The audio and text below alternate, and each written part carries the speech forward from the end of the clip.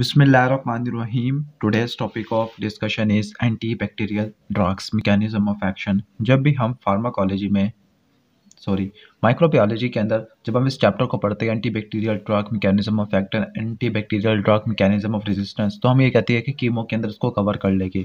लेकिन अगर आपको मैं कहता हूँ कि अगर आप यहाँ से भी पढ़ लोगे तो आपकी कीमो में भी अच्छी खासी प्रिपरेशन हो जाएगा। तो आज की इस वीडियो के अंदर हम इस चैप्टर को रिवाइज करने वाले हैं, antibacterial drugs mechanism of action. इस चैप्टर के अंदर सारी जो एंटीबैक्टीरियल ड्रग्स होती है उन सब के मैकेनिज्म ऑफ एक्शन और साथ साथ इनके क्लिनिकल यूजेस को भी देख लेंगे, क्लिनिकल स्पेक्ट्रम को भी कवर कर लेंगे। इससे पहले आपने वीडियो को लाइक नहीं किया तो वीडियो को लाइक कर देना, चैनल पर आएंगे तो सब्सक्राइब कर देना। स्टार्ट करते हैं। फिर यहाँ पर लिखा हुआ है कि दो important hospital acquired multi drug resistant pathogen, उसके अंदर एग्जांपल दी हुई है मर्सा की और दूसरी एग्जांपल दी हुई है extended spectrum beta lactamase producing gram negative rods. अब ये वाले दो ऑर्गेनिज्म होते हैं, ये मल्टी ड्रग रेजिस्टेंट होते हैं, बहुत सारी ड्रग के अगेंस्ट रेजिस्टेंस होती है और इसको ओवरकम करने के लिए मल्टीपल एंटीबायोटिक्स देनी पड़ती है, जिसकी वजह से इतना सारा खर्चा हो जाता है। फॉर एग्जाम्पल $1 बिलियन एक साल के अंदर खर्च हो जाती है। अगर आपने किसी भी इन्फेक्शियस डिजीज़ को आपने इंप्रूव करना है, किसी भी इन्फेक्शियस डिजीज़ को ट्रीट करना है, तो उसको ट्रीट करने के लिए आपने एंटीबायोटिक का अप्रोप्रिएट यूज़ करना है। तो उस एंटीबायोटिक का अप्रोप्रिएट यूज़ जिससे वजह से आप इन्फेक्शियस डिजीज़ को प्रिवेंट कर सके और ट्रीट कर सके, तो उसको बोलते हैं एंटीमाइक्रोबियल स्टुवर्डशिप। ठीक होगी, तो उसकी डेफिनेशन आप नोट कर लेना। The efforts to improve the treatment of infectious disease by appropriate use of antibiotics. यहाँ पे वर्ड नोट किया हुआ है अप्रोप्रिएट।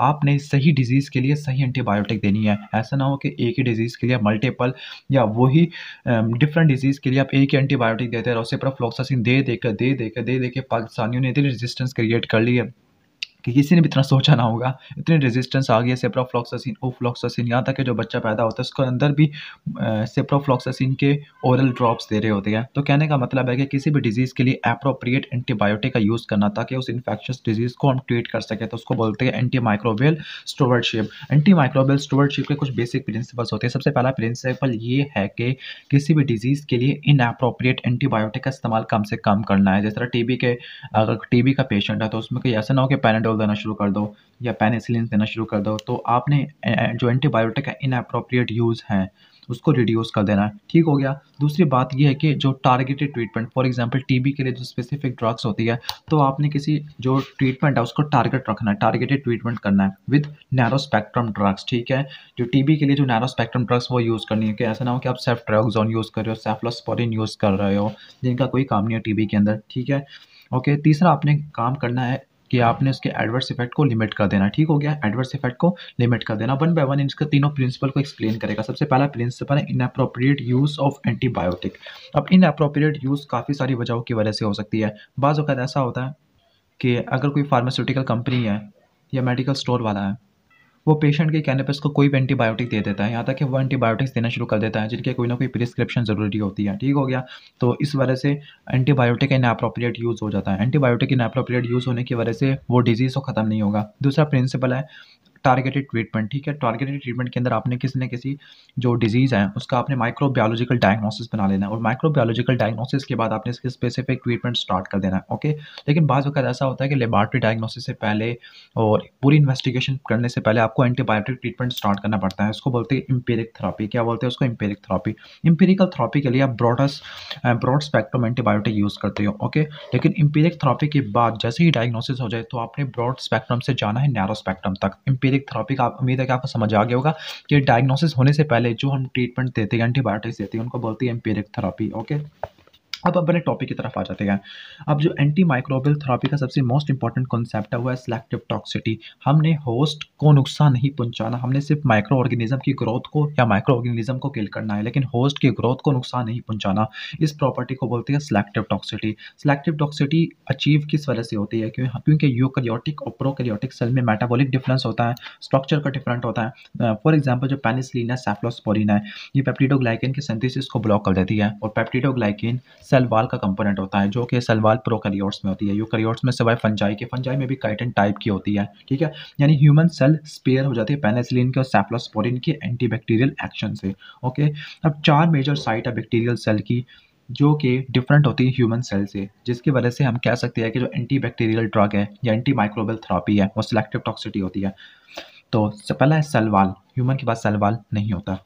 राइबोसोम, ह्यूमन के बाद राइबोसोम होता है लेकिन वो 80 एस का होता है। एक्सेप्शन भी आ सकती है, माइटोकॉन्ड्रिया के अंदर 70 एस का आ सकता है।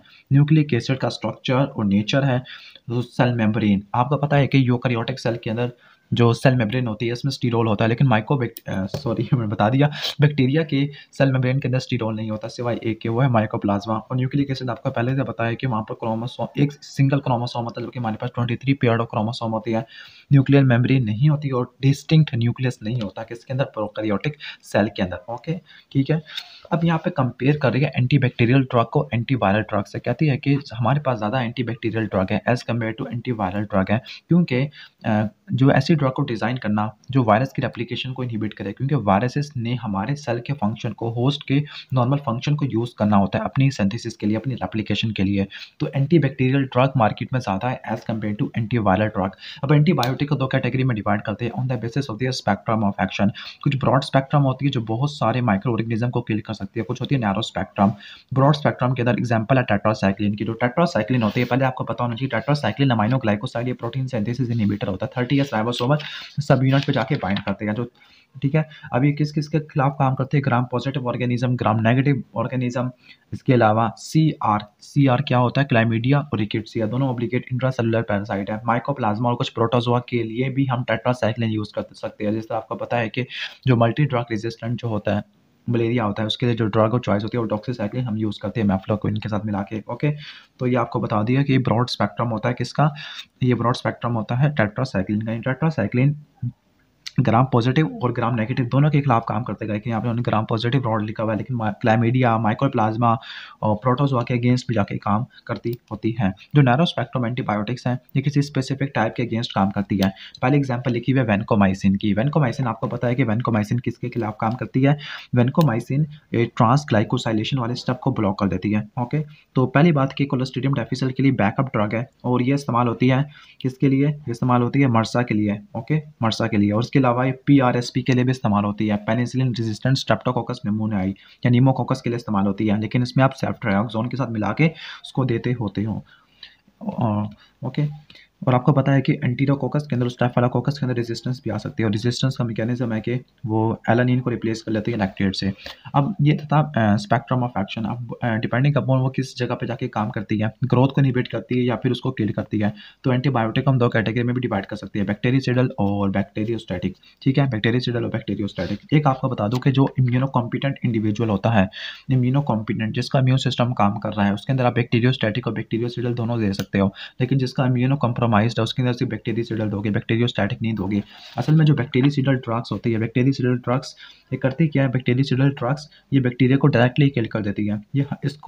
ये हमारे होस्ट डिफेंस को स्टिमुलेट नहीं करवाती, यानी इसमें आपको होस्ट डिफेंस की जरूरत नहीं पड़ेगी फॉर किलिंग ऑफ बैक्टीरिया, लेकिन बैक्टीरियोस्टैटिक ग्रोथ को इनहिबिट कर देती है। और अगर आपने बैक्टीरिया को मारना हो, किल करना हो, तो उसके लिए आपको होस्ट डिफेंस चाहिए होता है। That means bacteriostatic immuno compromised individual के अंदर इस्तेमाल नहीं कर सकते। ओके, अब यहाँ पर कुछ इंपॉर्टेंट सेलिएंट फीचर्स लिखे हुए बैक्टीरियोस्टैटिक ड्रग्स के, कि जब हम बैक्टीरियोस्टैटिक ड्रग्स को विड्रॉ करेंगे तो बैक्टीरिया वापस ग्रो कर सकते हैं इनके पास। और पहले बात है कि आपको इंटैक्ट होस्ट डिफेंस मैकेनिज्म चाहिए, वही बैक्टीरिया को किल करेगा। दैट मीन्स बैक्टीरियो जो इम्यूनो कॉम्प्रोमाइज्ड इंडिविजुअल के अंदर किसी काम की नहीं होती। ओके, जो बैक्टीरियोसाइडल ड्रग है ये किसी सर्टेन कंडीशन के अंदर काफ़ी ज़्यादा इंपॉर्टेंट होती है, लाइफ थ्रेटनिंग कंडीशन के अंदर। लाइफ थ्रेटनिंग कंडीशन है या उस केस के अंदर जब पॉलीमॉर्फोन्यूक्लियर ल्यूकोसाइट का काउंट 500 पर माइक्रोलीटर से कम है एंडोकार्डिटस के अंदर। ठीक है, इस केस में जो फैगोसाइटोसिस होती है वो लिमिटेड होती है बाय फिब्रिनस नेटवर्क ऑफ वेजिटेशन, किसमें, एंडोकार्डिटस में इन्फ्लेमेशन होती है, फिब्रिनस नेटवर्क बन जाता है बैक्टीरियल स्पोर्स का, जिनको वेजिटेशन वगैरह बोलते हैं। Okay, thrombi on the heart valve is called vegetation. इस केस में एंडोकार्डिटस के केस में या इम्यूनो कॉम्प्रोमाइज के केस में या लाइफ थ्रेटनिंग इन्फेक्शन के केस में बैक्टीरियोसाइडल को आप यूज़ करोगे, बैक्टीरियोस्टैटिक किसी काम की नहीं होती। अब on the basis of the action of हमने इसको डिफरेंट क्लासिफिकेशन में डिवाइड कर देते हैं। आप हमारी एक फ्लो चार्ट वाली वीडियो भी देख लेना, इंट्रोडक्शन ऑफ कीमोथेरेपेटिक ड्रग्स, उसके अंदर भी काफ़ी ज़्यादा इंपॉर्टेंट चीज़ें हैं। कुछ ऐसी ड्रग्स होती है जिसने सेल वॉल की सिंथेसिस को इनहिबिट कर देना, सेल वॉल की सिंथेसिस को इनहिबिट करने वाली डिपेंडिंग अपॉन किस स्टेप को ब्लॉक करना है, ट्रांसरेप्लिकेशन को और या दूसरे स्टेप्स को। जो ट्रांसरेप्लिकेशन के लिए बीटा लैक्टम एंटीबायोटिक और वैनकोमाइसिन आ जाता है। बीटा लैक्टम के अंदर पेनिसिलिन, सेफ्लोस्पोरिन, कार्बापेनिम्स आ जाते हैं। कार्बापेनिम के अंदर मजीद हम कह सकते हैं कि दो कैटेगरी के आ सकते हैं। ओके, कार्बापेनिम में 2 कैटेगरी आते हैं, नहीं कार्बापेनिम में 4 आ जाते हैं, डाइमिमोनिक एसिड, डोरीपेनिम, इमीपेनिम, मेरोपेनिम और इर्टापेनिम। ओके, आगे एस्ट्रियो नाम है, मोनोबैक्टेरियम है और वैनकोमाइसिन है, ये नॉन बीटा लैक्टम एंटीबायोटिक है। ओके, इसके अलावा बीटा लैक्टम एंटीबायोटिक में क्लैवुलिनिक एसिड, सालबैक्टेम, डेजोबैक्टेम, एविबैक्टेम भी आ जाते हैं जो गीस के अगेंस्ट काम करते हैं। गीस क्या बताया था वो मैं आपको फार्मा में बताऊंगा।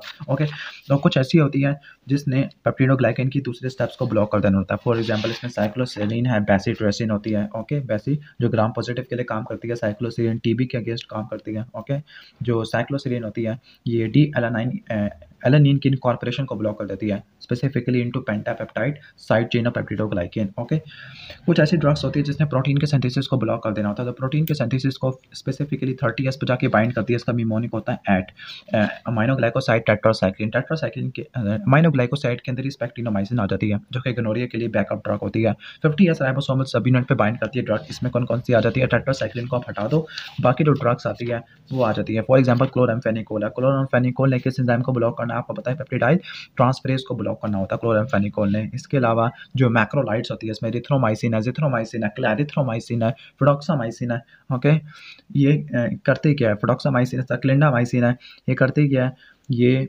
B50S पर बाइंड करने के बाद ट्रांसपेप्टिडेशन स्टेप को ब्लॉक कर देती है। ये सेल वाला नहीं, प्रोटीन के सिंथेसिस वाला स्टेप है। ठीक है, लिनोजुलाइट ये भी इसी जगह पर काम करती है। ओके, जो प्रोटीन सिंथेसिस इनहिबिटर है सारी की सारी बैक्टीरियो स्टैटिक होती है, लेकिन सिवाय 2 की। एक होती है क्लोरामफेनिकोल, ये भी कुछ के लिए बैक्टीरियासिडल होती है। फॉर एग्जांपल आप कह सकते हो कि किन के लिए बैक्टीरियासिडल होती है, बैक्टीरियासिडल होती है HBN के लिए। ठीक है, HBN हीमोफिलस इन्फ्लुएंजा, बैक्टीरियोइड्स और निजेरिया मेनिंजाइटिस, इनके लिए बैक्टीरियासिडल होती है, बाकी के लिए बैक्टीरियोस्टैटिक होती है। इसके अलावा जो स्ट्रेप्टोग्रामीन है जिसमें क्यूनोपोलिस्टीन, डाल्फापोलिस्टीन, ये बैक्टीरियासिडल होती है, बाकी सारी क्या होती है, बैक्टीरियोस्टैटिक होती है। ओके, बैक्टीरियोस्टैटिक होती है। और स्ट्रेप्टोग्रामीन्स के पास पोस्ट एंटीबायोटिक इफेक्ट भी होता है, पोस्ट एंटीबायोटिक इफेक्ट भी होता है। नेक्स्ट चलते हैं inhibition of nucleic acid synthesis. आप कुछ डायरेक्टली न्यूक्लियोटाइड के सिंथेसिस को ब्लॉक कर देती है, इसमें सल्फोनामाइड्स आ जाती है और आ जाती है ट्राइमेथोप्रिम। हालांकि यहाँ पर लिखना चाहिए था कि कुछ फुलेट मेटाबॉलिज्म वाला। ठीक है, तो सल्फोनामाइड, ट्राइमेथोप्रिम, पैरामिथामिन, डेप्सोन, ये सारी की सारी फुलेट मेटाबॉलिज्म पे काम करती है, जो डीएनए के सिंथेसिस को ब्लॉक कर देती है। ऊपर न्यूक्लियोटाइड तब डीएनए के सिंथेसिस है, डीएनए के सिंथेसिस को ब्लॉक करने वाली फ्लोरोक्विनिलोन होती है। फ्लोरोक्विनिलोन को आगे फर्स्ट, सेकंड, थर्ड, फोर्थ इस तरह डिवाइड कर देती है। और एमआरएनए के सिंथेसिस को ब्लॉक करने वाली रिफेम्पिन होती है। सेल मेम्ब्रेन के फंक्शन को अल्टर करने वाली पॉलीमिक्सिन और डेप्टोमाइसिन होती है। ओके, डेप्टोमाइसिन आपने कहाँ पे पढ़ा था, डेप्टोमाइसिन भी असल में एक आती है सेल वॉल सिंथेसिस वाले चैप्टर के अंदर, लेकिन ये मेम्ब्रेन एक्टिव एजेंट है, ये मेम्ब्रेन की डिस्टेबलाइजेशन कर देती है। ग्राम पॉजिटिव एक्टिविटी है एंडोकार्डिटिस के अंदर और सेप्सिस के अंदर इस्तेमाल होती है। ओके, जो पॉलीमिक्सिन है, पॉलीमिक्सिन को आप एक अलग चैप्टर में पढ़ोगे, इस चैप्टर का नाम है clinical use of anti microbial agents. ठीक है, आप उस चैप्टर में पॉलीमिक्सिन को कवर करोगे। जो पॉलीमिक्सिन है, थोड़ा बता दूं कि पॉलीमिक्सिन ऐसे पॉलीपेप्टाइड होती है जो बैक्टीरियासिडल होती है against gram negative. Okay, gram negative के अगेंस्ट बैक्टीरियासिडल होती है, कीटानिक डिटर्जेंट की तरह काम करते हैं, बैक्टीरियल सेल मेम्ब्रेन को डिसरप्ट कर देते हैं। Clinical use mainly topically apply होती है। फॉर एग्जांपल ये इस्तेमाल होते हैं PE के लिए। ठीक है, या EP लिख लो आप, P से पॉलीमिक्सिन है तो P से होगा सूडोमोनास होगा। ओके, और E से एंटीरोबैक्टर होगा, इनके अगेंस्ट काम करती है। कुछ ऐसी जिनके अदर मैकेनिज्म ऑफ एक्शन है, अदर माइकोलिक एसिड के सिंथेसिस को ब्लॉक करने वाली आइसोनियाजॉइड है, इलेक्ट्रॉन सिंक के तौर पे काम आती है, डीएनए को डैमेज कर देती है। इसके अंदर ड्रग आ जाती है मेट्रोनिडाजोल। ओके, मेट्रोनिडाजोल और रिटिनाडाजोल दोनों के दोनों इमिडाजोल एक्टिविटी है, इमिडाजोल डेरिवेटिव है, बैक्टीरिया और प्रोटोजोआ दोनों के अगेंस्ट काम करते हैं। पहले इनकी रिडक्शन होती है, रिडक्शन होते ही इनकी एक्टिवेशन होती है और ये साइटोटॉक्सिक फ्री रेडिकल बनाती है जो कि न्यूक्लिक एसिड को उड़ा देती है, डैमेज कर देती है। कुछ रैबिनोग्लाइकान के सिंथेसिस को ब्लॉक कर देती है, वही थिम्ब्यूटोल, और कुछ फैटी एसिड के सिंथेसिस को ब्लॉक कर देती है, स्पेसिफिकली माइकोलिक एसिड तो होती है पैराजिनामाइड। ओके, वैसे पर फैटी एसिड हो चुका था, तो रैबिनोग्लाइकेन वाली इथेम्ब्यूटोल और P से पैराजिनामाइड, आइसोनियाजॉइड, इथेम्ब्यूटोल, पैराजिनामाइड, स्ट्रेप्टोमाइसिन है और रिफेम्पिन है। ये पांचों के पांचों एंटी ट्यूबरक्लोटिक ड्रग है, स्पेसिफिकली फर्स्ट जनरेशन। अब स्टार्ट करते हैं one by one, inhibition of cell wall synthesis. Okay, अगर आपको वीडियो अच्छी लग रही है तो आपने वीडियो को लाइक कर देना, क्योंकि इससे आपकी कीमो की प्रिपरेशन हो जाएगी और साथ-साथ माइक्रो भी तैयार हो जाएगा। स्टार्ट करते हैं फिर, उम्मीद है कि आपने वीडियो को लाइक कर दिया होगा। एक और बात आपको बताता जाऊँ कि जब आप एंटीबायोटिक्स आपस में मिला के देते हो, तो आप ख्याल करते हो कि आप 2 एंटीबायोटिक को मिलाओगे तो वो दोनों का नेचर एक जैसा होना चाहिए। फॉर एग्ज़ाम्पल बैक्टीरियोसिडल को बैक्टीरियोसिडल के साथ मिला के दोगे, बैक्टीरियोसिडल को बैक्टीरियोस्टैटिक के साथ मिला के नहीं दोगे। फॉर एग्ज़ाम्पल आप पेनिसिलिन और अमाइनोग्लाइकोसाइड का कॉम्बिनेशन इसलिए बनाते हो क्योंकि पेनिसिलिन और अमाइनोग्लाइकोसाइड दोनों के दोनों बैक्टीरियोसिडल होती है, ओके। और बैक्टीरियोसिडल ये भी पता होना चाहिए किन ऑर्गेनिज्म के अगेंस्ट होती है, तो इसका निमोनिक था PEL था, पेल्फ्रिज होता है, ठीक हो गया। अब पी से आपको पता क्या होता है, पी से सुडोमोनास, ई से एंटेरोकोकस और एल से लिस्टेरिया। इनमें आप हम इसको सिनर्जिस्टिक एक्शन देखने को मिलता है, ओके, ठीक है। अब इसके बाद हम पढ़ लेते हैं, पेनिसिलिन को स्टार्ट करते हैं। पेनिसिलिन और सेफ्लोस्पोरिन दोनों के दोनों काम करती है ट्रांसपेप्टिडेज को ब्लॉक करते हुए। ट्रांसपेप्टिडेज असल में इनका दूसरा नाम होता है पेनिसिलिन बाइंडिंग प्रोटीन। अच्छा, मैं बता रहा था कि बैक्टीरियोसिडल का कॉम्बिनेशन बनाओगे, बैक्टीरियोसिडल बैक्टीरियोस्टैटिक का कॉम्बिनेशन नहीं बनाओगे। फॉर एग्जाम्पल आप पेनिसिलिन और टेट्रासाइक्लिन को कभी भी मिला के नहीं दोगे, ओके, क्योंकि एक बैक्टीरियोसिडल एक बैक्टीरियोस्टैटिक होती है, काम खराब हो जाएगा। पेनिसिलिन ट्रांसपेप्टिडेज एंजाइम को ब्लॉक कर देती है। ट्रांसपेप्टिडेज एंजाइम को ब्लॉक करने वाली सेफ्लोस्पोरिन भी होती है। ये वो एंजाइम होते हैं जो फाइनल क्रॉस लिंकिंग स्टेप को कैटालाइज करती है in the synthesis of peptidoglycan. जो पेनिसिलिन है बीटा लैक्टम ग्रुप से बिलोंग करती है। यहाँ पे एक एग्जांपल दी हुआ है, for example in staphylococcus aureus जो लास्ट स्टेप होता है transpeptidation between the amino group of one end of pentaglycine close link and terminal carboxyl group of T alanine on the tetrapeptide side chain, ठीक है। तो इनके दरमियान transpeptidation होती है। तो इस ट्रांसपेप्टिडेज जिसको हम पेनिसिलिन बाइंडिंग प्रोटीन कहते हैं, इसको इनहिबिट करने वाला कौन होता है, पेनिसिलिन होता है, ओके। क्योंकि जो स्टीरियोकेमिस्ट्री को अगर देखा तो पेनिसिलिन की स्टीरियोकेमिस्ट्री बिल्कुल वैसी ही होती है जैसे डी एलानिन की होती है, ओके। ओके, तो पेनिसिलिन जाके जो उसकी डी एलानिन रेसिड्यू पे जाके बाइंड करेगा ट्रांसपेप्टिडेज की एक्टिव साइट पर, उसकी एक्टिविटी को ब्लॉक कर देगा, ओके, इसकी एक्टिविटी को ब्लॉक कर देगा। अब सबसे पहले पेनिसिलिन अपने काम करना है तो उसके कुछ फैक्टर्स होते हैं। सबसे पहले पेनिसिलिन ने बैक्टीरियल सेल मेम्ब्रेन के अंदर कुछ प्रोटीन्स होती है, उन पर जाके बाइंड करना होता है। उन प्रोटीन्स को बोलते हैं पेनिसिलिन बाइंडिंग प्रोटीन। कुछ पेनिसिलिन बाइंडिंग प्रोटीन ट्रांसपेप्टिडेज वाला काम करती है, कुछ पेप्टिडोग्लाइकेन्स की सिंथेसिस के अंदर पार्ट लेती है, जिसकी वजह से अगर आप पेनिसिलिन बाइंडिंग प्रोटीन के स्ट्रक्चर को खराब कर दो तो पेनिसिलिन के अगेंस्ट रेजिस्टेंस आ जाएगा। पेनिसिलिन 6 अमाइनो पेनिसिलिनिक एसिड के डेरिवेटिव होते हैं और इनके पास बीटा लैक्टम रिंग होता है। ये बीटा लैक्टम रिंग इसी की वजह से ये एंटीबैक्टीरियल एक्टिविटी रखती है। पेनिसिलिन की डिफरेंट सब क्लासेस होती हैं डिपेंडिंग अपॉन केमिकल सब्सटीट्यूएंट्स किया है। अब इनके डिफरेंट एडिशनल केमिकल सब्सटीट्यूएंट होते हैं, वो इनकी एंटी माइक्रोबियल एक्टिविटी को डिटरमिन करते हैं, इनकी एसिड ससेप्टिबिलिटी को डिटरमिन करते हैं, एंजाइमेटिक हाइड्रोलिसिस को डिटरमिन करते हैं और इनकी बायो डिस्पोजिशन को डिटरमिन करते हैं, ओके। ओके, तो सबसे पहले ये पेनिसिलिन बाइंडिंग प्रोटीन पे जाके बाइंड करती है और फिर जाके कुछ काम करती है। कुछ पेनिसिलिन बाइंडिंग प्रोटीन ट्रांसपेप्टिडेज वाला काम करती है, ठीक है। तो पहला फैक्टर हो गया पेनिसिलिन बाइंडिंग प्रोटीन। दूसरा फैक्टर ये है कि कुछ ऑटोलिटिक एंजाइम्स होते हैं जिनको म्यूरिन हाइड्रोलिसिस बोलते हैं। म्यूरिन असल में पेप्टिडोग्लाइकेन का सिनोनिम है। म्यूरिन हाइड्रोलिसिस एक्टिवेट होते हैं पेनिसिलिन ट्रीटेड सेल के अंदर, और जैसे ही वो एक्टिवेट होते हैं तो वो पेप्टिडोग्लाइकेन को डिग्रेड करना शुरू कर देते हैं। जब भी आपने मैकेनिज्म ऑफ एक्शन के अंदर पढ़ा था तो वहाँ पे लिखा था एक्टिवेशन ऑफ ऑटोलिटिक एंजाइम, और उस ऑटोलिटिक एंजाइम का नाम है म्यूरिन हाइड्रोलिसिस। और ये बात आपको मिनी कैट्सन के अंदर नहीं मिलेगी, तो उसको नोट कर लेना। कुछ बैक्टीरिया ऐसे होते हैं, फॉर एग्जांपल स्टेफिलोकोकस ऑरियस, वो पेनिसिलिन के एक्शन से टॉलरेंट होती है बिकॉज उनके अंदर ऑटोलिटिक एंजाइम एक्टिवेट नहीं होते। टॉलरेंट ऑर्गेनिज्म वो ऑर्गेनिज्म होता है जो इनहिबिट तो हो जाता है लेकिन उस ड्रग से किल नहीं होता, जो कि नॉर्मली ड्रग बैक्टीरियोसिडल होती है, ओके। फाइनली होगा क्या कि पेनिसिलिन ने पेप्टिडोग्लाइकन को डिस्ट्रॉय कर दिया तो ऑस्मोटिक डेथ हो जाएगा, ओके। पेनिसिलिन बैक्टीरियोसिडल है लेकिन इस सेल को सिर्फ किल करेगी जब सेल ग्रो कर रहे होगे, और सेल की ग्रोइंग फेज को हम लैग के बाद लॉग फेज बोलते हैं। जब सेल ग्रो कर रहे होते हैं तो नई पेप्टिडोग्लाइकन बनती है और ट्रांसपेप्टिडेशन होता है, लेकिन जब सेल ग्रो नहीं कर रहा तो कोई नई क्रॉस लिंकेज नहीं होती और पेनिसिलिन इनएक्टिव होती है। That is why penicillin log phase के अंदर ज़्यादा अच्छे तरीके से काम करती है as compare to stationary phase, और लैग में तो काम करेगी नहीं क्योंकि ग्रो ही नहीं कर पा रहे, ओके। तो बता रहा था कि पेनिसिलिन सेफ्लोस्पोरिन दोनों के दोनों बीटा लैक्टम ड्रग होते हैं, बीटा लैक्टम ड्रग होते हैं क्योंकि इनके पास बीटा लैक्टम रिंग है और इसी बीटा लैक्टम रिंग की वजह से इनके पास एंटीबैक्टीरियल एक्टिविटी होती है, ओके। अब आपको पता है कि बीटा लैक्टम रिंग को तोड़ने वाले कुछ एंजाइम्स होते हैं जिनको बोलते हैं बीटा लैक्टेमेज, और अगर बीटा लैक्टेमेज पेरिप्लाज्मिक स्पेस में होता है वो इस ड्रग को इनएक्टिवेट कर दे तो पेनिसिलिन किसी काम की नहीं होती। The most important naturally occurring penicillin वो कौन सी होती है, एक है बेंजाइल पेनिसिलिन या पेनिसिलिन जी। ये चीज़ आपको वहाँ पर नहीं मिलेगी, इसलिए बार बार कह रहा हूँ उसको नोट कर लो। जो नेचुरली अकरिंग पेनिसिलिन्स हैं उसमें पहली है बेंजाइल पेनिसिलिन या जिसको पेनिसिलिन जी बोलते हैं। और आपको पता है कि पेनिसिलिन का जो बेसिक है यानी पेनिसिलिन डेरिवेटिव होते हैं 6 अमाइनो पेनिसिलिनिक एसिड के। 6 अमाइनो पेनिसिलिनिक एसिड ये इनका न्यूक्लियस होता है जो कि तमाम पेनिसिलिन के अंदर होता है, बस इसमें कुछ ना कुछ डेरिवेटिव ऐड कर देंगे। बेंजाइल पेनिसिलिन मतलब आपने इसमें बेंजाइल साइड चेन आपने इसमें डाल दी है। अब आपको पता है कि जो पेनिसिलिन जी है वो 3 मेन फॉर्म्स के अंदर आती है।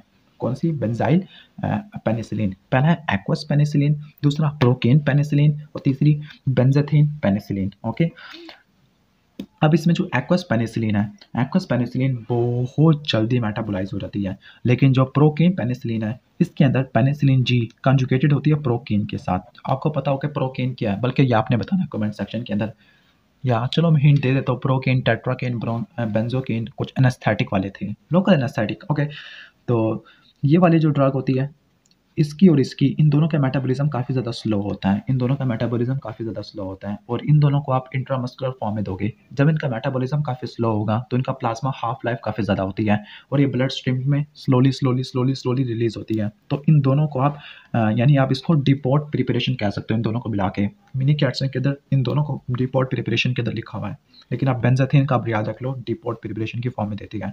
प्रोकेन पेनिसिलिन कहते हैं कि procaine penicillin relatively less painful होती है क्योंकि ये इंट्रामस्कुलरली दी जाती है और क्योंकि इसके पास प्रोकेन कंपाउंड होता है जो कि लोकल एनेस्थेटिक है। एनेस्थेटिक सारी आपकी सेंसेशन को कम कर देगा।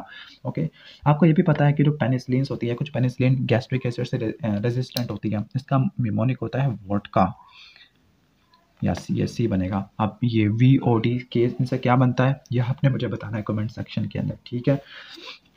इस पर हम पहले वीडियो अपलोड कर चुके हैं। आपको ये भी पता है कि जो तमाम पेनिसिलिन्स होती हैं उनकी सिक्रेशन होती है किडनी के अंदर, पहले फिल्ट्रेशन होती है फिर सिक्रेशन होती है। उसको ब्लॉक करने वाला प्रोबेनिसिड होता है जो कि यूरिकोस यूरिक एजेंट होता है। ओके, और कुछ एक्सेप्शन आपको इस तरह से देखने को मिल सकती है कि नेफिसिलिन है, एम्पिसिलिन है, नेफिसिलिन ऑक्सीसिलिन और एम्पिसिलिन, इनकी बिलेरी एक्सक्रीशन होती है। ओके, बिलेरी एक्सक्रीशन होती है। हाफ लाइफ भी आप नोट कर लेना कि आधे घंटे से लेकर 1 घंटे तक हाफ लाइफ हो जाती है। और penicillin normally blood brain barrier को क्रॉस नहीं करती, ये जब भी करेगी जब मेनिंजेस की इन्फ्लेमेशन होती है, that is called meningitis.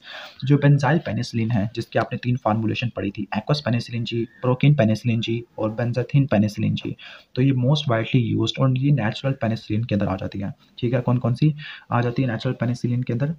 Penicillin G आ जाता है। वैसे मोस्ट इंपॉर्टेंट नेचुरल या करेंगे पेनिसिलिन जी, लेकिन एक पेनिसिलिन वी भी आएगा जिसको आप ओरल फॉर्म में दोगे।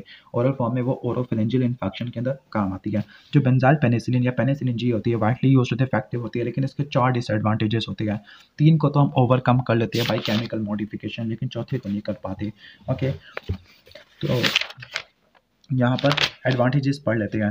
तो पहला है 3 एडवांटेजेस के लिमिटेड इफेक्टिवनेस। ओके, तो ये ग्राम नेगेटिव रॉड के अगेंस्ट इनकी इफेक्टिवनेस काफ़ी ज़्यादा कम होती है। जब भी पेनिसिलिन जी का आप स्पेक्ट्रम पढ़ते हो तो पहले आपने ग्राम पॉजिटिव ऑर्गेनिज्म के अंदर आपने स्टेप्टोकोकाई उठाने हैं, फिर ग्राम नेगेटिव के अंदर मेनिंजोकोकस, ग्राम पॉजिटिव में ग्राम पॉजिटिव रॉड्स और कुछ स्पायरोकेट्स, लेकिन ग्राम नेगेटिव रॉड्स के अगेंस्ट काम इतना ज़्यादा नहीं करते होते हैं। ओके, इसकी वजह ये होती है कि जो ग्राम नेगेटिव रॉड है, फॉर एग्जांपल सूडोमोनास है, सूडोमोनास इनके आउटर सेल मेम्ब्रेन के अंदर पोरिन के स्ट्रक्चर को खराब कर देता है जिसकी वजह से रेजिस्टेंस आ जाती है। ओके, इसी तरह जो गोनोकोकस होता है, गोनोकोकस और इसके अलावा मर्सा, मेथिसिलिन जो गोनोकोकस होता है ये बीटा लैक्टेमेस एंजाइम की प्रोडक्शन करता होता है जिसकी वजह से रेजिस्टेंट होता है। इसके अलावा जो स्टेफिलोकोकस ऑरियस है वो भी बीटा लैक्टेमेस एंजाइम प्रोड्यूस करके उसके खिलाफ रेजिस्टेंट होती हैं। ओके, तो पहला limited effectiveness against gram negative rod के अगेंस्ट काम नहीं करती सही तरह।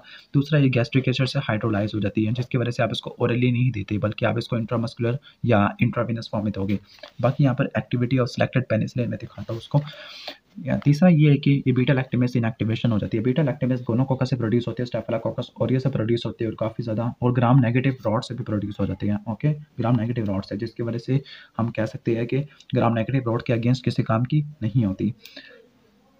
अब यहाँ पे ये रीज़न लिखी हुई है कि जो ग्राम नेगेटिव रॉड के अगेंस्ट स्पेसिफिकली काम नहीं करती क्योंकि जो ड्रग है वो आउटर मेम्ब्रेन को क्रॉस नहीं कर पाती। अगर क्रॉस कर भी ले तो जो सूडोमोनास होता है वो पोरिन स्ट्रक्चर में चेंज ले आएगा। ओके, पोरिन स्ट्रक्चर में चेंज आने की वजह से इसकी परमिबिलिटी नहीं होती। अब इन तीनों को तो हम ओवरकम कर जाते हैं, लेकिन जो चौथा है हम उसको ओवरकम नहीं कर सकते। ठीक है, दैट हैज़ वो है हाइपर सेंसिटिविटी। कि अगर पेनिसिलिन यूज़ करते हैं तो पेनिसिलिन यूज़ करने की वजह से हाइपर सेंसिटिविटी रिएक्शन आना शुरू हो जाती है। एलर्जिक रिएक्शन के अंदर उर्टिकेरिया, प्रूराइटस, फीवर, जॉइंट की स्वेलिंग हो सकती है, नेफ्राइटिस हो सकता है, एनाफिलैक्सिस हो सकता है। और आपको ये भी पता है कि मेथिसिलिन की वजह से इंटरस्टिशियल नेफ्राइटिस, नेफिसिलिन की वजह से न्यूट्रोपीनिया हो सकता है, एम्पिसिलिन की वजह से आप कह सकते हो मैक्यूलोपैपुलर रैशेस और सूडोमेम्ब्रेनस कोलाइटिस हो सकता है। ओके, अब आपने पहले डिसएडवांटेजेस को या डिसएडवांटेज को ओवरकम करना है, तो आपने ग्राम नेगेटिव रोड के अगेंस्ट इफेक्टिवनेस को बढ़ा देना है। तो आप साइड चेन में बहुत सारी केमिकल मॉडिफिकेशन ले आते हो। पेनिसिलिन जी तो वैसे किसी काम की नहीं होती ग्राम नेगेटिव रोड के लिए, लेकिन जो आने वाली पेनिसिलिन्स हैं वो काम की होती हैं। ओके, साथ साथ आपको मैं स्पेक्ट्रम भी बताता जाऊँ कि आपने ग्राम पॉजिटिव कोकाई में स्टेफिलोकोकस ऑरियस जो ससेप्टिबल होगा, और स्टेप्टोकोकाई ग्राम पॉजिटिव रॉड होते हैं, ठीक है। निजेरिया स्पीशीज है, निजेरिया मेनिनजाइटिडस स्पाइरोकीट, जिसमें ट्रिपोनिमा पैलिडम वगैरह आप यूज़ करते हो। कुछ एनारॉब्स होती है एक्सेप्ट बैक्टीरियोइड फ्लैजिलस के अंदर नहीं होता, बाकी एनारॉब्स होती है। ओके, तो ये पेनिसिलिन जी कवर हो जाती है। अब आपने ग्राम नेगेटिव रॉड्स के अगेंस्ट पेनिसिलिन की एक्टिविटी को जगाना है, तो आपने कुछ केमिकल मॉडिफिकेशंस क्रिएट करनी होती है। फॉर एग्जांपल जो एक एम्पिसिलिन और अमोक्सिलिन आते हैं, एम्पिसिलिन और अमोक्सिलिन इनको आप कह सकते हो कि wider spectrum beta lactamase susceptible drug amino penicillin. Okay, हम एम्पिसिलिन और अमोक्सिलिन एक ग्राम नेगेटिव रॉड के अगेंस्ट काफ़ी ज़्यादा यूजफुल होती है, लेकिन ये ड्रग सूडोमोनास एरोजिनोसा और क्लैप्सिला निमोनियाई इसके अगेंस्ट ज़्यादा यूजफुल नहीं होती। ओके, जिसकी वजह से आपको एंटी सूडोमोनल पेनिसिलिन में पिपारसिलिन, टिकारसिलिन वगैरह यूज़ करनी पड़ती है। ओके, इसका निमोनिक होता है एम्पिसिलिन और अमोक्सिलिन के स्पेक्ट्रम को याद करने का, वो है हेल्प मी। एच से बनेगा हेमोफिलस इन्फ्लुएंजा, ई से बनेगा एंटीरोकोकाई, फिर इसके बाद एल से बनेगा लिस्टेरिया मोनोसाइटोजीन्स, पी से बनेगा हम कह सकते हैं कि सूडोमोनास नहीं बनेगा, प्रोटीएज बनेगा, ठीक है। एम से बनेगा मोरक्सिला कैटेनालिस और ई से बनेगा एंटीरोकोकाई। ये इनका स्पेक्ट्रम ऑफ एक्शन है। इसके अलावा पेनिसिलिन जी वाले स्पेक्ट्रम को भी फॉलो करते होती है पेनिसिलिन जी वाले, ठीक है। ओके, तो आपको पता है कि जो एंटी सूडोमोनल पेनिसिलिन है उसके अंदर पिपारसिलिन और टिकारसिलिन आ जाती है, जो इस्तेमाल होती है सूडोमोनास और क्लैप्सिला के अगेंस्ट। इसके अलावा एंटीरोबैक्टर के लिए तो उसका निमोनिक मैंने बताया था KEP, केप, रखना कोई चीज़ को, KEP क्लैप्सिला, एंटीरोबैक्टर और सूडोमोनास इनके अगेंस्ट काम करती है पिपारसिलिन, टिकारसिलिन और कार्बेनिसिलिन। ओके, लेकिन यहाँ पे एक जनरल कानून सा लिखा हुआ है, रूल लिखा हुआ है कि जैसे ग्राम नेगेटिव ऑर्गेनिज्म के अगेंस्ट एक्टिविटी ज़्यादा हो जाती है तो वो ग्राम पॉजिटिव के लिए वो बेकार होना शुरू हो जाती है। अब सेकंड इंपॉर्टेंट डिसएडवांटेज ये था कि वो स्टोमक के एसिड के अंदर हाइड्रोलाइज हो जाती है। इसको मिनिमाइज करने के लिए उन्होंने साइड चेन को मजीद मॉडिफाई किया। साइड चेन को मॉडिफाई करने के बाद जो पेनिसिलिन मिली है, फॉर एग्जाम्पल इन्होंने ऑक्सीजन ऐड कर दी तो उनको मिल गई पेनिसिलिन भी, इन्होंने अमाइनो ग्रुप ऐड कर दिया तो बन गई एम्पिसिलिन। Okay, ampicillin. अब ये वाली जो पेनिसिलिन होती है ये एसिड रेसिस्टेंट होती है। ओके, तो इन्होंने दूसरा डिसएडवांटेज उसको भी ओवरकम कर लिया। अब इसके बाद तीसरा डिसएडवांटेज था कि बीटा लैक्टेमेज से इनएक्टिवेट होती थी, तो बीटा लैक्टेमेज रेजिस्टेंट पेनिसिलिन इसके नाम आपको आने चाहिए।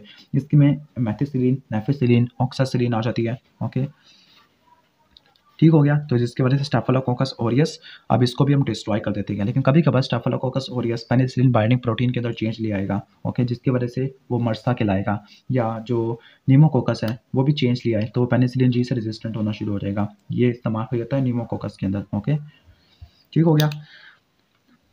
इसके अलावा आप ये भी कर सकते हो कि जो अमाइनो पेनिसिलिन्स हैं या एंटी सूडोमोनल पेनिसिलिन्स हैं उनको बीटा लैक्टेमेज इनहिबिटर के साथ मिला दो, जिसके नाम है क्लैवुलिनिक एसिड, टेजोबैक्टेम, सालबैक्टेम, एविबैक्टेम, निमोनिक होता है कास्ट।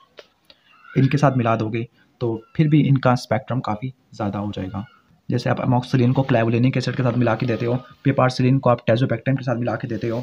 जब आप अमोक्सिलिन को क्लैवुलिनिक एसिड के साथ मिला के देते हो तो ये बन जाता है ऑगमेंटन, और ये तकरीबन हर बंदे ने यूज़ की होगी जिसको गले में दर्द होता होगा। या पिपारसिलिन को टेजोबैक्टेम के साथ मिला दोगे तो इसको बोलते हैं जोसिन है। तीसरा कम्बिनेशन यह हो सकता है कि आप एम्पिसिलिन को सालबैक्टेम के साथ मिला के दे दो, इनकी वजह से इनका स्पेक्ट्रम काफ़ी ज़्यादा हो जाएगा। अब नेक्स्ट लिखा हुआ है कि जो क्लिनिकली इफेक्टिव लेवल पे पेनिसिलिन नॉन टॉक्सिक होती है, लेकिन इनका मेजर डिसएडवांटेज होता है वो है हाइपर सेंसिटिविटी, जो तकरीबन 1 से लेकर 10% पेशेंट्स के अंदर या 5 से लेकर 10% पेशेंट के अंदर एलर्जिक रिएक्शन आना शुरू हो जाते हैं, जिसमें ओर्टिकेरिया, सीवियर एनीमिया हो सकता है, हेमोलिटिक एनीमिया हो सकता है, नेफ्राइटिस आ सकता है, एनाफिलैक्सिस हो सकता है। जो most serious hyper sensitivity reaction है वो होता है IgE मीडिएटेड, जिसकी वजह से ब्रोंकोस्पैज्म हो सकता है, ओर्टिकेरियल रैश हो सकता है, एनाफिलैक्टिक शॉक हो सकता है 5 से लेकर 10% पेशेंट के अंदर। ओके, और आपको IgG और cell mediated hyper sensitivity reaction ये भी ज़्यादा कॉमन होते हैं। यानी जो ये वाला है ये टाइप 1 है IgG, टाइप 2 और ये वाला टाइप 4, यानी आपको 3 टाइप के हाइपर सेंसिटिविटी रिएक्शन देखने को मिलते हैं। लेकिन इस केस में आप नॉन ऑर्टिकेरियल स्किन रैशेज देखने को मिलती है, अनीमिया हो सकता है, नेफ्राइटिस हो सकता है, ड्रग फीवर हो सकता है। एम्पिसिलिन की वजह से मैक्युलोपैपुलर रैशेस वगैरह आना शुरू हो जाते हैं। ओके, अभी डिटरमिन करने के लिए कि पेशेंट की एलर्जी क्लिनिकली सिग्निफिकेंट है या नहीं, तो आप स्किन टेस्ट परफॉर्म करते हो। स्किन टेस्ट परफॉर्म कराने के लिए जो आप एंटीजन यूज़ करते हो उसका नाम है पेंसिलॉइल पॉलीलाइसिन। ओके, पेंसिलॉइल पॉलीलाइसिन यूज़ करते हो। और अगर ये इंजेक्ट करने के बाद अगर आपको व्हील या फ्लेयर रिएक्शन देखने को मिले, व्हील स्वेलिंग को बोलते हैं, फ्लेयर रेडनेस को बोलते हैं, वो अगर देखने को मिले तो उसका मतलब उसमें एलर्जी थी। तो इसमें आप पेनिसिलिन के बजाय दूसरी मेडिसिन यूज़ करना शुरू कर दोगे। जिनको पेनिसिलिन की एलर्जी होती है उनमें सेफ्लोस्पोरिन वाली एलर्जी भी होती है, तो आप सारी की सारी बीटा लैक्टेम फेल हो जाती है सिवाय मोनोबैक्टेम के, जिसमें एसक्यू नाम आता है। ठीक हो गया, एसक्यू नाम जो इस्तेमाल होता है केपीएस के लिए, क्लैप्सिला के लिए, एंटीरोबैक्टर को हटा के अपने सिरेशिया और सूडोमोनास के लिए काम करता है। ओके, ग्राम पॉजिटिव एनारोग के लिए कोई एक्टिविटी नहीं होती। ये सारा मैंने आपको बता दिया पेनिसिलिन का। अब चलते हैं नेक्स्ट हम सेफ्लोस्पोरिन का। तो सेफ्लोस्पोरिन ये भी बीटा लैक्टेम ड्रग होती है, और ये वाली जो सेफ्लोस्पोरिन होती है 7 अमाइनो सेफ्लोस्पोरिनिक एसिड के डेरिवेटिव होता है। थोड़े से टेबल को भी कवर कर लेते हैं। नेफेसिलिन, डिक्लोक्सिलिन है, मेथिसिलिन है, ये पेनिसिलिनेज प्रोड्यूसिंग स्टेफिलोकोकस ऑरियस जिसको आप मर्सा बोलते हैं उसके अगेंस्ट काम करती है। जबकि पिपारसिलिन, टिकारसिलिन ये अगेंस्ट काम करती है किसके साथ, सूडोमोनास एरोजिनोसा। ओके, और आप क्लेप्सिला निमोनियाई इनके अगेंस्ट, और तीसरा था केपीएस। ठीक है, जो टिकारसिलिन है ये भी सूडोमोनास एरोजिनोसा के लिए इस्तेमाल करते हैं, लेकिन ये जब किसी काम की होती है जब आप माइनोग्लाइकोसाइड के साथ मिला के दोगे। मैंने आपको निमोनिक बताया था पीईएल, जिन केस में आपको पेनिसिलिन माइनोग्लाइकोसाइड के साथ मिला के देते हो तो पी से सूडोमोनास, लेकिन जब पेनिसिलिन यूज़ करोगे वो टिकारसिलिन होगा। जबकि अमोक्सिलिन को आप मिला के दोगे किसके साथ, क्लैवुलिनिक सॉरी अमाइनोग्लाइकोसाइड के साथ, in case of enterococcal and listerial infection. कौन सी यूज़ करोगे, अमोक्सिलिन नहीं बल्कि एम्पिसिलिन यूज़ करते हो, तो इनके कॉम्बिनेशन को आप ध्यान से पढ़ लेना। ओके, ठीक है। अब सेफ्लोस्पोरिन की बात करें तो जो सेफ्लोस्पोरिन होती है 7 अमाइनो सेफ्लोस्पोरिनिक एसिड के डेरिवेटिव होते हैं, जिस तरह पेनिसिलिन थी 6 अमाइनो पेनिसिलिनिक एसिड के। अब इनकी डिफरेंट जनरेशंस होती है, फर्स्ट है, सेकंड है, थर्ड है, फोर्थ है, फिफ्थ जनरेशन है, डिपेंडिंग अपॉन इनकी डिस्कवरी क्या थी, इनका ग्राम नेगेटिव ऑर्गेनिज्म के अगेंस्ट स्पेक्ट्रम क्या था। ये वाली भी ट्रांसपेप्टिडेज स्टेप को ब्लॉक कर देती है, जो कि फाइनल क्रॉस लिंकिंग होती है पेप्टिडोग्लाइकिन की। सेफ्लोस्पोरिन में 6 मेंबर्ड रिंग होता है बीटोलैक्टम रिंग के साथ एडजेसेंट, और हम ये कह सकते हैं 7 अमाइनो सेफ्लोस्पोरिनिक एसिड के डेरिवेटिव होती है। जबकि पेनिसिलिन 5 मेंबर्ड रिंग होती है, जबकि इसमें 6 मेंबर्ड रिंग होता है, बीटा-लैक्टम से जुड़ा हुआ होता है। पेनिसिलिन के अंदर जो सब्स्टिट्यूएंट थे वो 2 प्लेसेस के अंदर लगाए जाते हैं, यानी आप डिफरेंस को नोट कर सकते हो, लेकिन इसमें जो सब्स्टिट्यूएंट्स होते हैं वो एक ही प्लेस में लगाए जाते हैं। अब स्ट्रक्चर की वैसे बात नहीं करनी चाहिए, लेकिन अब यहाँ पे बात कर लिया तो हम इसको देख लेते हैं। आपको पता है कि जो सेफ्लोस्पोरिन है इसकी बहुत सारी जनरेशंस होती हैं, first, second, third, fourth. First के अंदर सेफाजोलिन और सिफ्लैक्सिन आ जाता है। सेकंड के अंदर आप कह सकते हो सिफेक्लोर, सिफोरक्सीम आ सकता है, और इसके अलावा सिफामेंडोल जो कि हीमोफिलस इन्फ्लुएंजा मोरक्सिलैक्टोटेरलिस के अगेंस्ट काम करते हैं, सिफोटिटान, सिफोक्सेटिन बैक्टीरियोइड्स के अगेंस्ट काम करते हैं, सेफ्ट्रियाक्सोन है और सेफेक्सिम है, गोनोरिया के अगेंस्ट काम करते हैं, सूडोमोनास, सेफ्पेराजोन, सेफ्टेजिडिम, और इसके अलावा जो सेफ्टिसॉक्सिम है बैक्टीरियोइड्स फ्लैजिलस के अगेंस्ट काम करते हैं। सेफ्ट्रालोन जो कि 5th जनरेशन है ये इस्तेमाल होते हैं मर्सा के अगेंस्ट काम करती है। ओके, और जो 4th जनरेशन है सेफेविम, सेफेपिरोम, ये फेन के अगेंस्ट काम करती है, जिसमें नीमोकोकाई, हीमोफिलस इन्फ्लुएंजा, ईसेंटेरोबैक्टर और एंसेनिजेरिया। ओके, ये आ जाती है। उम्मीद है कि आपको ये समझ नहीं आ रहा होगा, क्योंकि इसको हम अलग से वीडियोस में कवर कर चुके हैं। अब हम यहाँ पर आते हैं, जो फर्स्ट जनरेशन सेफ्लोस्पोरिन है ये ग्राम पॉजिटिव कोकाई के अगेंस्ट काफ़ी ज़्यादा एक्टिव होती है। इसमें सेफाजोलिन और सिफ्लैक्सिन आ जाता है। सेफाजोलिन पारेंटरली देते हो, लेकिन जो सिफ्लैक्सिन है ये ओरली देते हो। ये इस्तेमाल होती है ग्राम पॉजिटिव कोकाई में। ग्राम पॉजिटिव कोकाई 2 होती है, स्टेफिलोकोकाई और स्ट्रेप्टोकोकाई, लेकिन ये जो मर्सा वाली उनके अगेंस्ट किसी काम की नहीं होती। इसके अलावा ई कोलाई और क्लेप्सिला निमोनिया उनके अगेंस्ट वगैरह भी यूज़ कर सकते हैं। इनका मेनली जो क्लिनिकल यूज़ होता है वो सर्जिकल प्रोफाइलैक्सिस होता है। ओके, सर्जिकल प्रोफाइलैक्सिस होता है। अब इसके बाद हम आगे देख लेते हैं, जो सेफ्लोस्पोरिन है ये काफ़ी ब्रॉड रेंज ऑफ ऑर्गेनिज्म के अगेंस्ट काफ़ी ज़्यादा एक्टिव होती है। जिस तरह पेनिसिलिन में एलर्जी होती है, सेफ्लोस्पोरिन में भी एलर्जी हो जाती है। ओके, लेकिन इसके अलावा इसमें एलर्जी के अलावा कुछ और चीज़ें भी आना शुरू हो जाती है। फॉर एग्जांपल इंट्रामस्कुलर इंजेक्शन दिया तो वहाँ पर पेन हो सकता है, या इंट्रावीनस इंजेक्शन दिया तो फ्लेबाइटिस हो सकता है। ये अमाइनोग्लाइकोसाइड की नेफ्रोटॉक्सिसिटी को बढ़ा देती है, क्योंकि भी नेफ्रोटॉक्सिक होती है। कुछ ड्रग्स में मेथाइल थायोटेट्राजोल ग्रुप लगा हुआ होता है, जिसमें सेफामेंडोल, सिफोटिटान, सेफपेराजोन ये आ जाती है, जिनकी वजह से हाइपोप्रोथ्रोम्बिनिमिया और डाइसल्फिराम लाइक रिएक्शन हो सकता है। बाकी आपको मैं बता रहा था कि सेफ्लोस्पोरिन की वजह से एलर्जिक रिएक्शन आ सकती है, कम से कम स्किन रिएक्शन हो, ज़्यादा से ज़्यादा हाइपर सेंसिटिविटी, लेकिन यह है पेनिसिलिन की निस्बत रिलेटिवली कम होती है। ओके, और जो क्रॉस रिएक्टिविटी होती है बिटवीन पेनिसिलिन और सेफलोस्पोरिन ये आ सकती होती है। मतलब किसी को अगर पेनिसिलिन से एलर्जी है तो उसको सेफलोस्पोरिन से भी एलर्जी हो सकती होती है। लेकिन अगर जिसको एनाफिलैक्टिक शॉक पेनिसिलिन से आ गया तो उसको आपने सेफलोस्पोरिन से ट्रीट नहीं करना होता। ठीक हो गया? ओके। जिस तरह पेनिसिलिन की इनएक्टिवेशन होती है बीटा लैक्टेमेज से, इसी तरह सेफलोस्पोरिन की भी इनएक्टिवेशन होती है बीटा लैक्टेमेज से, लेकिन इसके बीटा लैक्टेमेज को हम सेफलोस्पोरिनेस वगैरह देते हैं। ओके, देते नहीं, नाम देते हैं। ओके, तो बीटा लैक्टेमेज से बचने के लिए हम बीटा लैक्टेमेज इनहिबिटर प्रोवाइड करेंगे, फॉर एग्जांपल टाइजोबैक्टम, एविबैक्टम, सेफलोस्पोरिन के साथ मिला के, ताकि इनकी इनएक्टिवेशन को हम रोक सकें। अब यहाँ पर कुछ एग्जांपल भी लिखी हुई है कम्बिनेशन की। सेफ्टाजाइडिम, सेफ्टाजाइडिम ये इस्तेमाल होती है सेफपेराजोन के साथ सूडोमोनास के लिए। ओके, उसी तरह सूडोमोनास में जो यहाँ पे जो ड्रग इस्तेमाल होती है एंटीसूडोमोनल, वो पिबारसिलिन और टिकारसिलिन होती है, लेकिन टिकारसिलिन को अमाइनोग्लाइकोसाइड के साथ मिला के देते हो। ओके, तो सेफ्टाजाइडिम है और एविबैक्टम के साथ मिला के देते हो। उसके अलावा सेफ्टोलोजोन और टाइजोबैक्टम, आपने बताना कि सेफ्टोलोजोन किस कैटेगरी से बिलोंग करती है। चलो मैं आपको दिखा देता हूँ। सेफ्टोलोजोन और सेफ्ट्रालोन ये बिलोंग करती है फिफ्थ वाले से। फोर्थ के अंदर सेफेपीम आती है, थर्ड के अंदर सेफ्ट्रियोक्सोन, सेफ्टाजाइडिम आ जाती है, सेकंड के अंदर सिफ्रोक्सिम, सिफॉक्सडेटिन आ जाती है, सेफाजोलिन, और इसके अलावा जो सिफ्लैक्सिन है ये फर्स्ट के अंदर आ जाती है। ओके, तो यहाँ तक तो ये कवर हो जाएगा। अब हम इनके थोड़े बहुत स्पेक्ट्रम वगैरह को देख लेते हैं। तो जो फर्स्ट जनरेशन है, यहाँ पे फर्स्ट जनरेशन लिखी हुई है ग्राम पॉजिटिव कोकाई के लिए इस्तेमाल होती है, स्टेफिलोकोकाई, स्ट्रेप्टोकोकाई, लेकिन ये एंटीरोकोकाई और मर्सा को कवर नहीं करती होती। ठीक है, फर्स्ट जनरेशन के अंदर सेफाजोलिन जो कि पैरेंटरली देते हैं, और सिफ्लैक्सिन जो ओरली देते होती है, सर्जिकल प्रोफाइलैक्सिस के तौर पर इस्तेमाल होती है। सेकंड जनरेशन के अंदर जो सिफोरोक्सिम है, सिफाक्लोर है, सिफामेंडोल है, ये इस्तेमाल होती है हीमोफिलस इन्फ्लुएंजा और मोनोक्सिला कैटाराइलिस के लिए। बैक्टीरियोइड फ्रैजिलिस के लिए सिफॉक्सिटिन और सिफोटिटान ये यूज होती है। ओके, थर्ड जनरेशन के अंदर अगर आप बात करते हो, थर्ड जनरेशन में सेफ्ट्रियोक्सोन और सेफ्टाजाइडिम दोनों इस्तेमाल होती है, सूडोमोनास के अगेंस्ट काम करती है। इसके अलावा सेफ्ट्रियोक्सोन ओटाइटिस मीडिया को ट्रीट करने के लिए भी इस्तेमाल होती है। इसके अलावा सेफ्ट्रियोक्सोन और एजिथ्रोमाइसिन ये पेल्विक इन्फ्लेमेटरी डिजीज को, गोनोकोकल यूरिथ्राइटिस वगैरह को ट्रीट करने के लिए भी इस्तेमाल होती है। फोर्थ जनरेशन के अंदर सेफेपीम आ जाती है, सेफेपीम और सेफेपिरोम ये इस्तेमाल होती है फैन के लिए। अब इसका फैम मिमोनिक क्या होता है, PHEN, penicillin resistant Streptococcus निमोनियाई, staphylococcus aureus के लिए भी इस्तेमाल हो सकती है, लेकिन ये उसके लिए काम नहीं करती। H से होगा हीमोफिलस इन्फ्लुएंजा, E से एंटीरोबैक्टर, और N से होगा निजेरिया मेनिंजाइटिस या मेनिंजोकोकस। ओके, फिफ्थ के अंदर सेफ्ट्रोलोन और सेफ्टोलोजोन आती है। ये ग्राम पॉजिटिव कोकाई और ग्राम नेगेटिव कोकाई, स्पेसिफिकली जो मर्सा होती है उसके अगेंस्ट काम करती है सेफ्ट्रोलोन, लेकिन जो सेफ्टोलोजोन है ये extended spectrum beta lactamase producing organism के अगेंस्ट काम करती है, फॉर एग्जांपल सूडोमोनास एरोजिनोसा, लेकिन ये आप टाइजोबैक्टम के साथ मिला के देते हो। टाइजोबैक्टम क्या है, टाइजोबैक्टम बीटा लैक्टेमेज इनहिबिटर होते हैं। ओके, तो यहाँ पर अगर आप शायद लिखा हुआ होगा टाइजोबैक्टम और सेफ्टालोजोन और सेफ्टाजाइडिम मिला के देती है एविबैक्टम के साथ। ओके, कार्बी पैनिंग अभी भी बहुत सारा रहता है। उम्मीद है कि वीडियो काफ़ी लंबी हो गई, 37 मिनट की, और बहुत ही कम लोगों ने शायद इसको लास्ट तक देखा होगा। अगर आपने लास्ट तक देखा है और आपकी रिवीजन हो गई अच्छे वाली और आपको वीडियो भी अच्छी लगी है तो आपने लाइक करके ही जाना है, और फिर चैनल पर नहीं हो तो सब्सक्राइब करके जाना है। Thanks for watching this video. अल्लाह हाफिज़।